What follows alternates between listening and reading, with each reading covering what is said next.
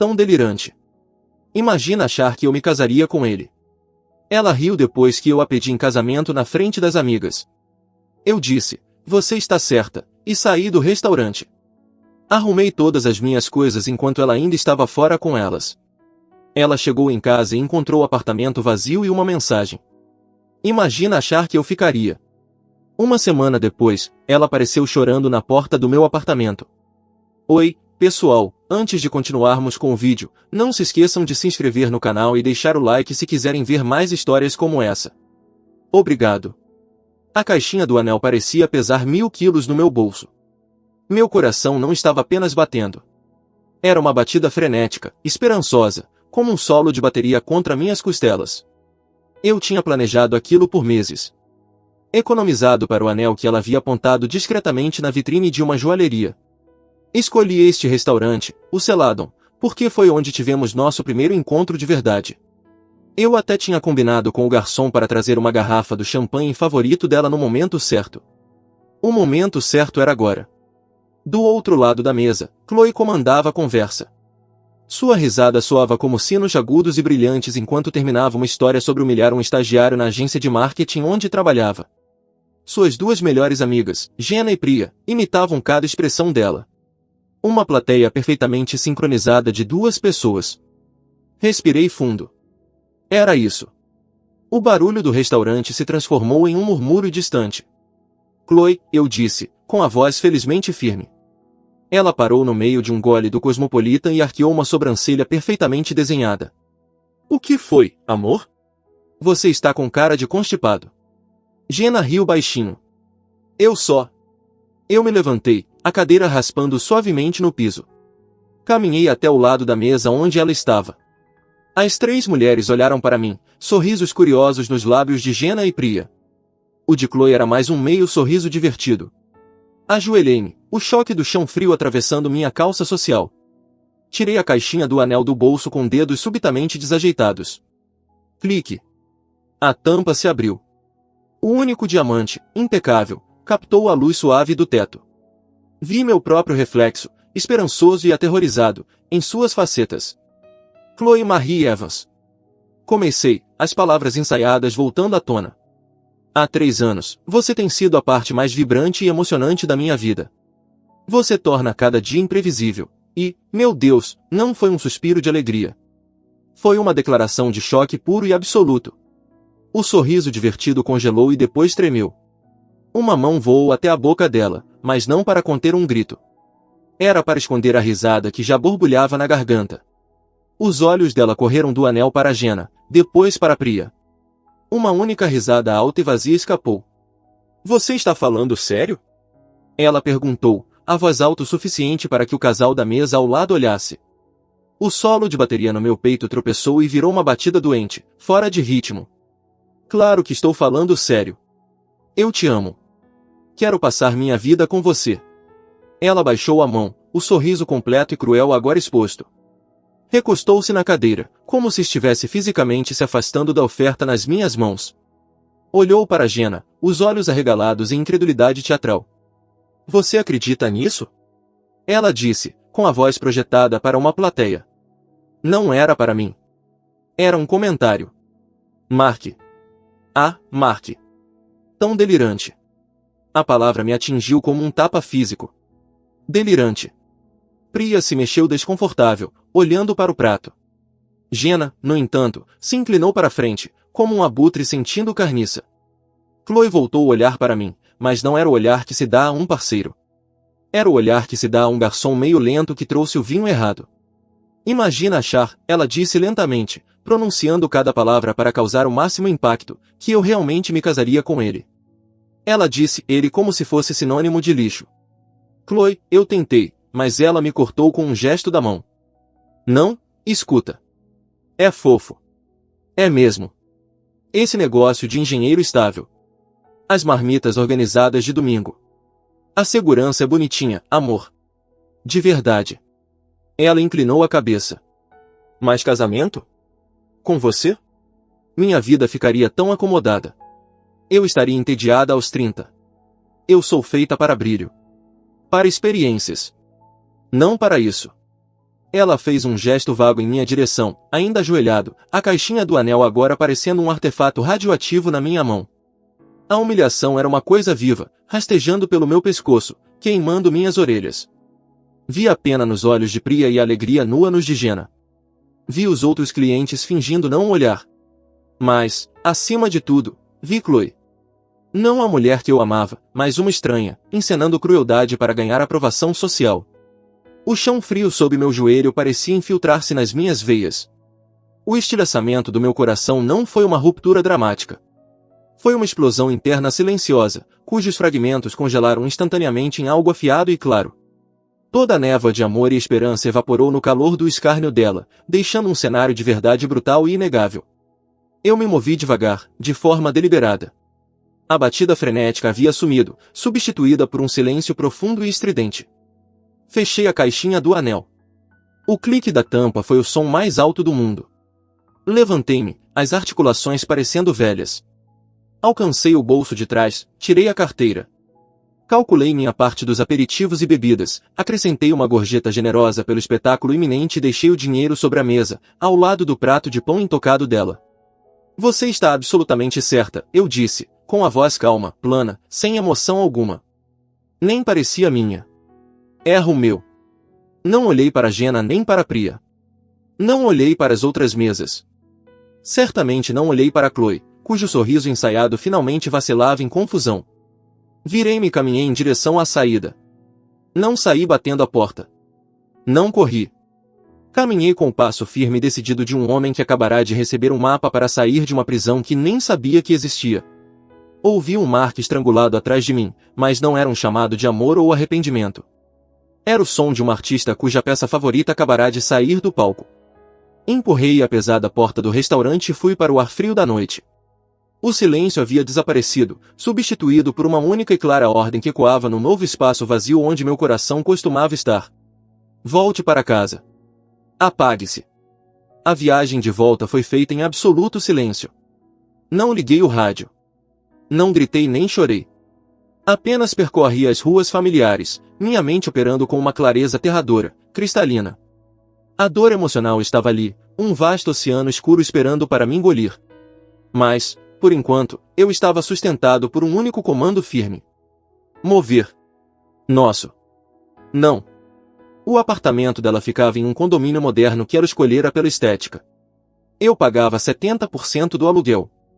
Eu tinha pendurado os quadros, montado os móveis, desentupido o ralo do chuveiro. Parecia que eu estava construindo um lar. Agora, era apenas um local contendo meus pertences. Troquei a calça e a camisa do pedido de casamento por um jeans gasto e uma camiseta. Roupa de trabalho. Aquilo era um trabalho. Comecei pela sala. Meus livros, organizados meticulosamente nas prateleiras que construímos juntos. Não olhei os títulos. Apenas os coloquei em caixas. Meus discos, a vitrola vintage para a qual eu havia economizado. Em uma caixa separada, acolchoada. Eu era um cirurgião, e aqueles eram meus instrumentos. Não senti nada. Fui para o quarto. Peguei minhas roupas, meus sapatos, minhas roupas de inverno do fundo do armário. Deixei o suéter ridículo de cachemir que ela tinha me dado no aniversário no ano passado, aquele que eu nunca usava porque pinicava. Deixei tudo que tinha o cheiro dela. Da minha mesa de cabeceira, peguei o relógio do meu avô, meu passaporte, a pasta com o documento do carro e o seguro. Deixei a foto emoldurada de nós dois na praia, meu sorriso agora parecendo de um idiota.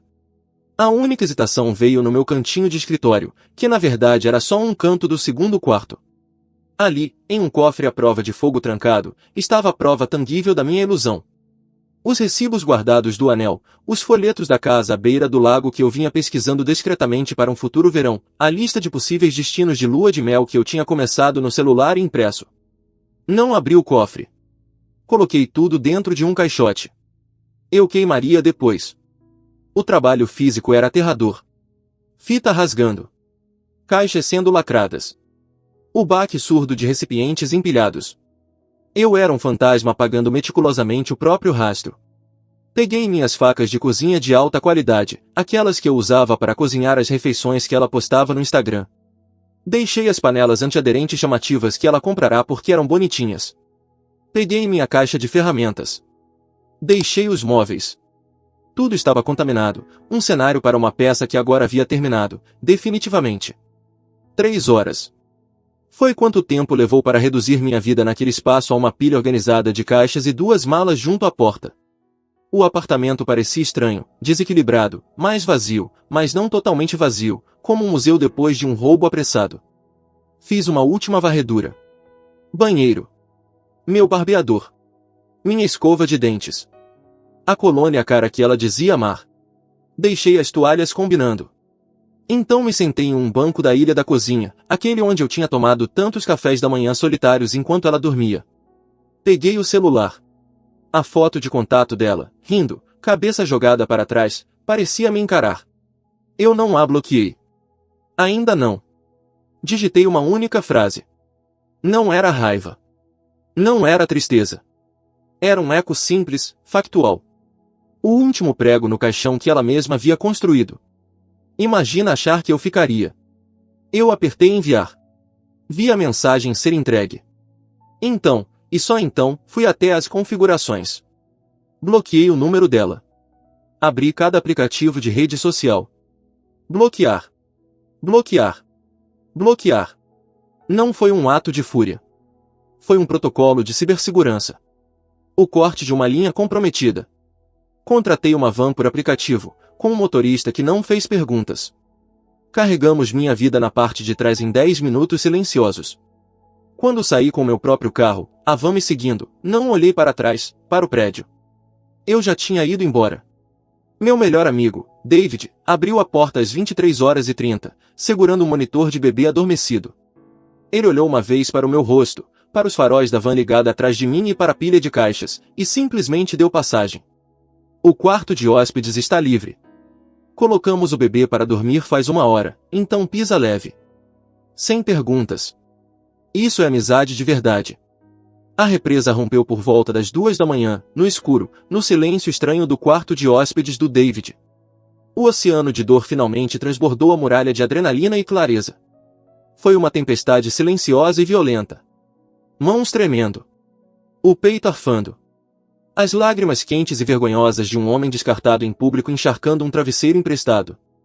Eu deixei acontecer. Não lutei contra isso. Eu me devia àquela única noite de devastação pura, absoluta. Quando a esposa do David, Sarah, me trouxe café na manhã seguinte, os olhos dela estavam suaves de pena. Ela é uma idiota, Mark, disse simplesmente, colocando a mão de leve no meu ombro. Uma idiota cruel e superficial. Eu assenti, aquela sensação oca voltando. O luto ainda estava ali, mas a clareza também tinha voltado, agora mais fria. Eu sei. Eu só não via. Você viu o que queria ver, David resmungou, entrando na cozinha. Ela te mostrou quem ela é ontem à noite. Em HD. Acredite nela.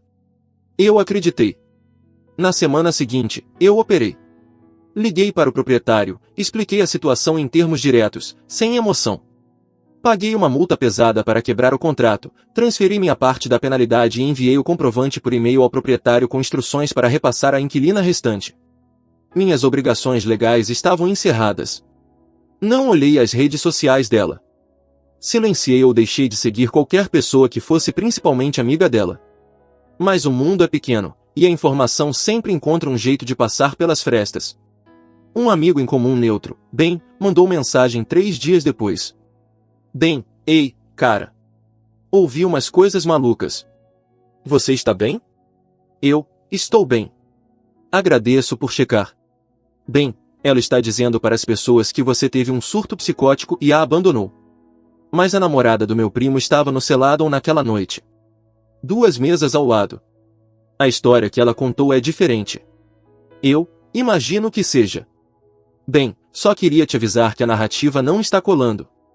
As pessoas estão comentando sobre ela. Eu não respondi. Eu não precisava que a narrativa colasse. Eu só precisava que ela não me alcançasse. Alguns dias depois, enquanto rolava distraidamente o Instagram do David, apaguei meus próprios aplicativos. Vi um post de um cara que eu conhecia vagamente. Uma foto em grupo em um bar na cobertura. E ali, bem no centro, estava Chloe. Agarrada ao braço de um cara chamado Léo. Léo, que trabalhava com parcerias de marca e era conhecido na academia por seus tênis neon e pelo hábito de falar das suas rendas extras. Na foto, o sorriso de Chloe estava largo demais, os olhos brilhando com uma energia frenética. A legenda dizia, vibes impecáveis com a galera. Brilho. Hashtag vivendo a vida. O veículo do karma havia chegado. Brilhante, vazio e pontual. Foi no 7º dia, enquanto eu finalizava o contrato de um apartamento pequeno, limpo, de um quarto só, que cometi um erro tático. Precisei desbloquear o número dela por 5 minutos para autorizar a transferência final de um depósito de serviços públicos da nossa antiga conta conjunta. O bloqueio ficou suspenso por talvez 90 segundos quando meu celular vibrou. Não era mensagem. Notificação de correio de voz. Meu polegar pairou sobre ela. Aquilo era a primeira migalha. O primeiro puxão na linha. Apertei play e coloquei no viva voz, recostando-me na cadeira rígida da imobiliária. A voz dela encheu o pequeno escritório estéril. Estava trêmula, fina, carregada de uma confusão que beirava a raiva. Não havia lágrimas. Ainda não. Mark. Oi. É a Chloe. Isso é insano. Você precisa vir buscar o resto das suas coisas. Eu não sou seu depósito. Você não pode simplesmente ir embora. Precisamos falar sobre o contrato. O proprietário está sendo estranho. Me liga de volta. Isso é tão infantil. Clique. O tom era magnífico. Nenhum pedido de desculpas. Nenhum reconhecimento do papel dela. Apenas uma perplexidade cheia de direito. Como você ousa arcar com as consequências das minhas ações? Como ousa não estar aqui para administrar o estrago? Um sorriso lento e frio tocou meus lábios pela primeira vez em uma semana. Não havia calor nele. Era o sorriso de um jogador de xadrez que vê a abertura condenada do oponente. Apaguei o correio de voz. Bloqueei o número novamente. Assinei o contrato do meu novo apartamento. O silêncio do meu lado já não era apenas ausência de som. Era uma arma, e ela estava só começando a sentir o fio. O silêncio era o meu santuário. No meu novo apartamento, uma caixa compacta e iluminada pelo sol, com paredes em branco e cheiro de tinta fresca, comecei o trabalho silencioso de reconstruir um homem. Não por vingança, não para provar nada a ela, mas porque a pessoa que eu era tinha sido desmontada em um restaurante, e eu precisava montar algo novo a partir das peças. Eu ia à academia às 6 da manhã, não para ficar definido, mas pela lógica simples e brutal. Levantar um peso. Colocar no chão. Repetir.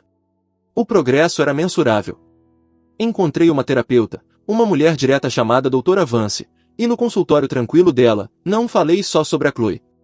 Falei sobre por que eu achava que aplauso em pé era o mesmo que amor, por que confundia ser útil com ser valorizado. O trabalho virou refúgio. Mergulhei em análises estruturais e cronogramas de projeto, coisas que obedecem às leis da física e da matemática, não aos caprichos caóticos de uma artista performática. Me reconectei com amigos de antes da Chloe, os caras que ela chamava de entediantes. Fomos a bares simples, falamos de futebol e marcenaria, e ninguém analisava o tom de ninguém em busca de significado oculto. Comprei uma única poltrona confortável e a coloquei perto da janela. Nas manhãs de sábado, eu sentava ali com um café, ouvindo a cidade acordar, e senti uma sensação tão estranha que levei semanas para identificá-la. Paz. A guerra, no entanto, estava sendo travada do outro lado do silêncio. Tentativa 1. O ataque lógico. Mensagem de número desconhecido. Número desconhecido. Mark, é a Chloe. Precisamos ser adultos sobre isso. O proprietário está ameaçando ação legal por quebra de contrato. Você é legalmente responsável por metade da multa. Tenho a papelada. Vamos nos encontrar e resolver isso como pessoas racionais. Esse afastamento é infantil. Eu encarei a mensagem. A audácia era quase impressionante. A ação legal era a multa que eu já tinha pago e enviado o comprovante por e-mail. Ela estava mentindo ou nem sequer tinha checado o e-mail. Envolvida demais no próprio drama. Não interagi. Abri meu aplicativo do banco, encontrei a transação da multa, tirei um print e encaminhei para o mesmo número com a legenda, quitado. 12 de abril. Ver anexo. Em seguida, bloqueei o número. Tentativa 2. A sondagem emocional. Uma ligação. Tarde da noite. Um número novo. Atendi no terceiro toque, sem dizer nada. Mark. A voz dela estava grossa, úmida. A performance tinha mudado de gênero, da comédia para a tragédia. Sou eu. Permaneci em silêncio. Oi. Eu recebi o print. Eu não tinha visto o e-mail. Está tudo tão. Uma respiração trêmula. O Léo, o cara com quem eu estava saindo, ele não é nada como você.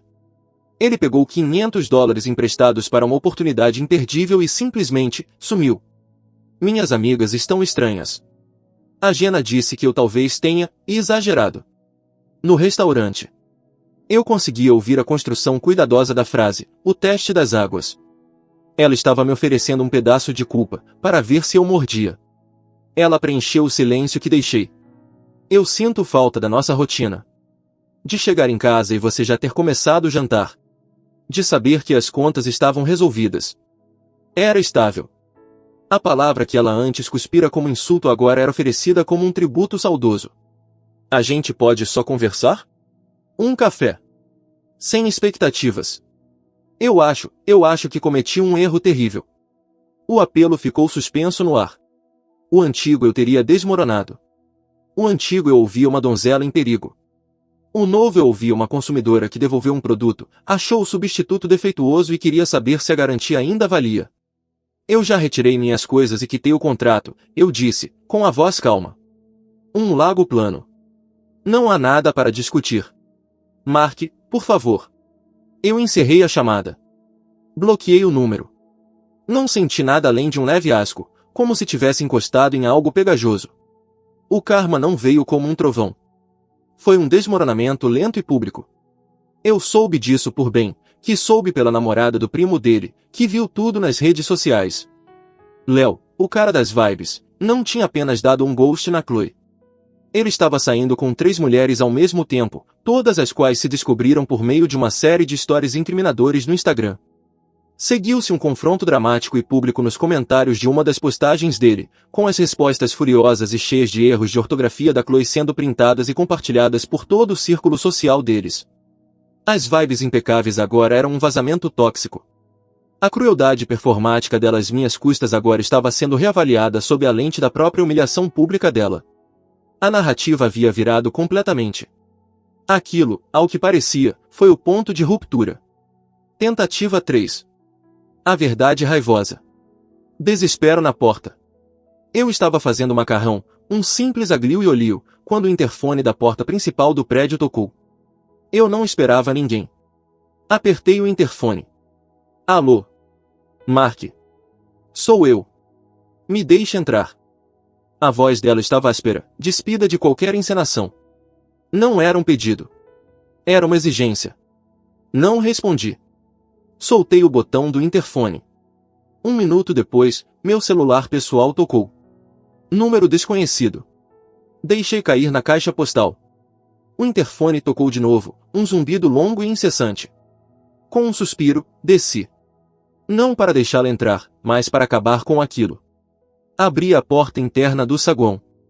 Ela estava do outro lado do vidro de segurança, um fantasma da mulher do restaurante. O cabelo preso em um coque bagunçado, os olhos vermelhos e inchados. Usava calça de yoga e um moletom manchado. Ela parecia pequena, frágil. Ao me ver, pressionou as mãos contra o vidro.